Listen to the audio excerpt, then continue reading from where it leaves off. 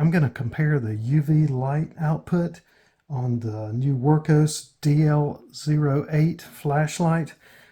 This is a diving light, but it has a UV light built in. It's a 365 nanometer wavelength, so it tends to work better with fluorescent type stuff. Some people use these type of lights to look at crystals, glassware like these that have some sort of radioactivity to them, stones and crystals, that sort of thing, and also looking up like pet urine, that sort of thing. We're not going to do that today, but I'm just going to compare the light output of it, to two of the best-selling UV lights on Amazon. Both of these are fairly inexpensive. They're both made by somebody generically for a Darkbeam company. You'll find this one labeled under Darkbeam, or quite a few other companies out there. This one's around $10, and it has a light blocking lens on it that cut down on some of the extra projected light and just more or less have the UV light. Whereas this is not blocked in any way. It just relies directly on the LEDs coming out of it to produce the light.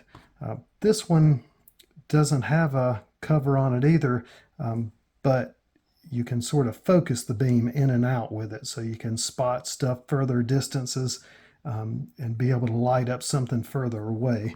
Just the big thing with the Wurkkos, it's a waterproof light. You actually can dive with it, and it's made more as a multi-purpose light where you can use it with quite a few different things. It has a red light, a spotlight, a floodlight with it, but today we're just mainly comparing the UV light output of it.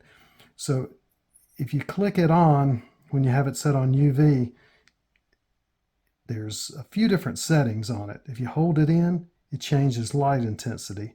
So at the lowest light pattern here, you get a little bit of just barely fluorescent, these things. I'm going to turn the light down a little bit where you can see better here.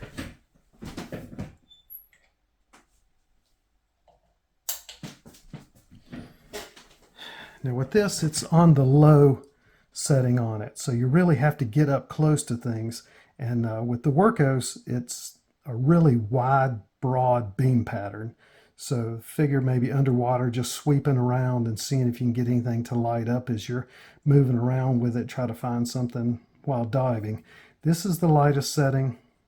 Hold it, go up one in intensity on it. You can see these things fluorescing a little bit. Things like fluorescent paint that come on stuff like camera lenses, that sort of thing, they really shine pretty good in this nanometer range with it. The 395 range, you're going to light up more like a regular black light type stuff, like you'd find the old light bulbs that would light up paintings and that sort of thing. This is made more for something in a different range on it. It won't work as good with that, but it'll work better for things like crystals and radioactive glassware, that sort of thing. That's the brightest pattern. You can see some of the projected light out of it more like that. Further away, it tends to work a little bit better with it. You're not getting just projected lighting of an area. It's only fluorescing more, and that works better at a distance. But it's not terribly bright. I'm really close to objects on here, and even at its brightest, when you're far away, even 10 feet away, it really has a hard time lighting some things up. So I'll compare that to these cheaper lights on it. Turn this off. This light here, you can see it just really shines up things in a more of a condensed center beam, more of a throwing type pattern with it, and not as wide spread out with it. And it works really good for finding things at a distance, combing around on the beach looking for rocks or that sort of thing on a beach, and see if you have anything that fluoresces. A little light like this works much better for that. This one here is even brighter. This one's about $15, whereas this is about $10 for it.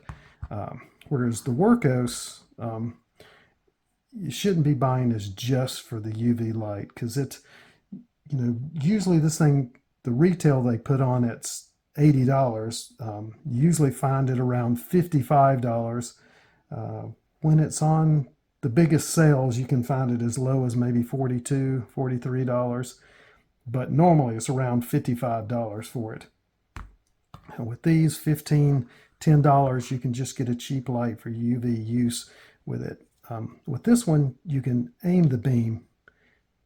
So if you really want to light something up a long way off, concentrating that beam works really good with it, and then spreading it out here for sweeping around, it makes a big difference on it. But all three of these, they sort of similar in the light range in the 365 nanometer.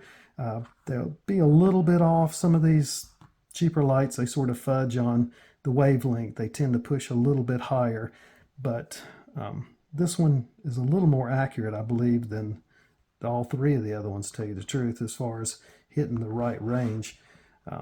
But this is just basically to compare the Wurkkos and just show you with this light what the output of the UV is, nothing more. It's a fantastic light, and it's great for pretty much all-around use. You can use it for a little bit of everything. So if you just want to carry it with you wherever you go, you should be ready for most situations.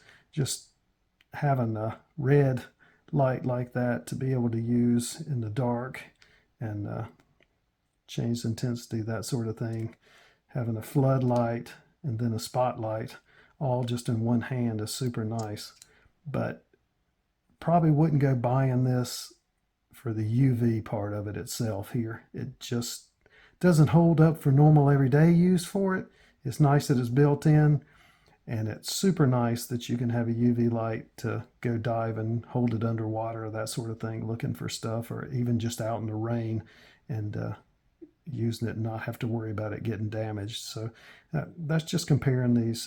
If this helped you out at all, please like and subscribe, and I'll try to post more stuff, especially on this Wurkkos light here soon. Thanks for watching.